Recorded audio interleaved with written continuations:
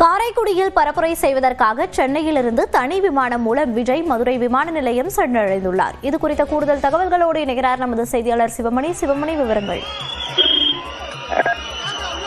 தனி விமானம் மூலமாக சென்னையிலிருந்து மதுரை வந்திருக்கக்கூடிய தமிழக வெற்றி கழக தலைவர் விஜய் தற்போது மதுரை விமான நிலையம் வந்து அடைந்திருக்கிறார். விமான நிலையத்தில் ரசிகர்கள் அவருக்கு உற்சாக வரவேற்பு அளித்திருக்கிறார்கள். கட்சியினுடைய பொதுச் செயலாளர் ஆனந்த், அப்புறம் நிர்மல்குமார் உள்ளிட்டோர் நிர்வாகிகள் வரவேற்ற நிலையில இங்கிருந்து அவருடைய பிரச்சார வாகனம் மூலமாக காரைக்குடிக்கு செல்கிறார். சிவகங்கை மாவட்டத்தில் 4 வேட்பாளர்களை ஆதரித்து அவர் பிரச்சாரம் மேற்கொள்கிறார்.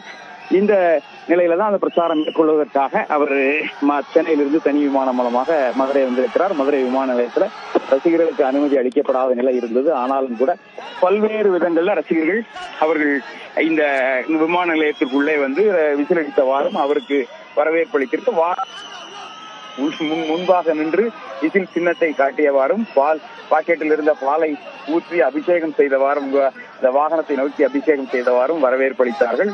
தொடர்ந்து வாகனத்துக்கு முன்பாக அவர்கள் வாகனத்தை செல்ல விடாமல் தடுத்த நிகழ்வும் நடைபெற்றது. இந்த நிலையில தற்போது அவருடைய வாகனம் மதுரை விமான நிலையத்தை விட்டு வெளியே சென்றிருக்கிறது. இங்கிருந்து சுமார் 90 கிலோமீட்டர் தூரத்தில் இருக்கக்கூடிய காரைக்குடி பகுதியில் அவர் பிரச்சாரம் மேற்கொள்ள இருக்கிறார். அந்த பிரச்சாரம் இன்னும் 2 முதல் 3 மணி நேரத்தில் துவங்கும் என எதிர்பார்க்கப்படுகிறது. சிவகங்கை மாவட்டத்தில் 4 தொகுதிகளில் போட்டியிடக்கூடிய தமிழக வெற்றி கழக வேட்பாளர்களை ஆதரித்து அவர் பிரச்சாரம் மேற்கொள்கிறார். நடிகரும் தமிழக வெற்றி கழக தலைவருமான விஜய் அந்த மதுரை விமான நிலையத்துக்கு வந்த பயணிகளும் சுற்றி நின்று அவருக்கு வரவேற்று அவரை பார்ப்பதற்காக கூடியிருந்தார்கள்.